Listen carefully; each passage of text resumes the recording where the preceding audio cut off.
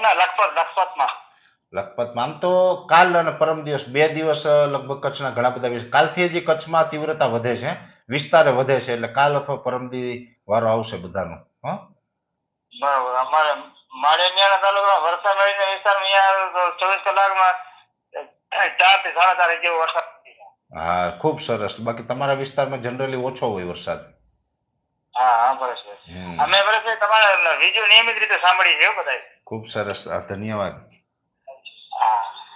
મારી સાથે મિત્રો છે અમીર બચ્ચુ જત, આદમ બચ્ચુ જત અને અનવરભાઈ જત.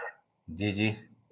અહીં બધા માસીની છોકરા છે, નિયમિત બધા તમારે વિડીયો જોવે, લાઈક કરે, કોમેન્ટ કરે.